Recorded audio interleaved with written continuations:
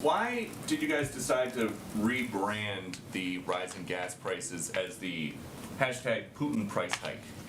I mean, if you want to use that on Fox, I welcome that. But I think it'll get a lot of airtime because we have heard the president warn for months the gas prices were rising because of the supply chain and because of post-pandemic demand. If you guys knew for months that this was going to be the hashtag Putin price hike, why are we just hearing that now? Well, Peter, if we go back to 6 months ago, I don't think anybody was predicting we would be exactly where we are as it relates to Russia and Ukraine. As you know, that events in the world, including the invasion by Russia of a foreign country, does prompt instability and volatility in the global oil markets. And there are all sorts of different issues that can impact that. That's what we're seeing now.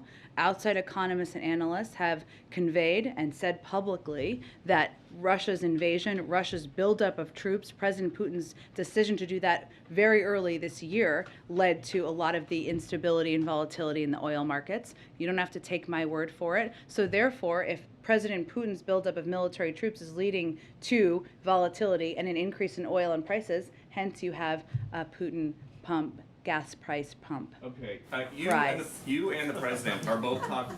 Thank you. You and the president are both talking about. Spit that out. You and the president are both talking about producing energy here, saying that oil and gas companies have 9,000 permits to drill now. They could be drilling right now. Would President Biden cut red tape to make that possible? What red tape needs to be cut? When they have the permits, they have the capacity to do it. What's holding them up? Does President Biden think that each of these 9,000 leases that are available have oil or gas in them? Because industry experts are saying that that accusation is a complete red herring. Some permits are viable and some are not. And that when you say that, this represents a fundamental misunderstanding as to how this process works. Well, first of all, nearly 60% of leased acres remain non-producing. That's a lot. In the range of 20 million acres. So there are 9,000 unused approved permits to drill in. That should not require us inviting them to do that. They should do that themselves. They can't get the additional permits. So would the president? What additional permits do they need? They have the leases are there, the permits are there. I don't think they need an embroidered invitation to drill. They are oil companies. What is happening? The permits have been granted, Peter. What is happening here is that we are seeing these are private sector companies. We recognize that. Many of them are making record profits. We see that. That is all publicly available data. They have pressure to return cash to investors and their shareholders. What we're saying right now is there is a war.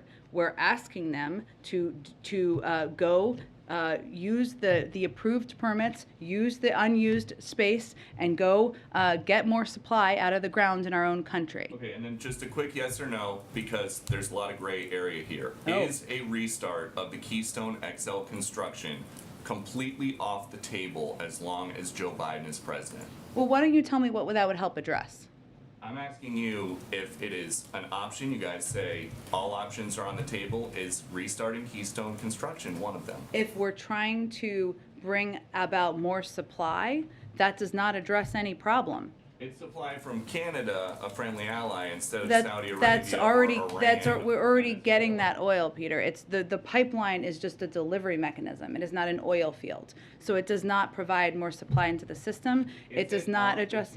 Is it possible that Joe Biden will ever say, you guys can go ahead with construction of Keystone XL? There's no plans for that, and it would not address any of the problems we're having currently. If you enjoyed this video, hit like and subscribe to our channel so you'll be sure to see similar videos from BlazeTV with the added bonus of signaling YouTube that your voice and opinion still matters.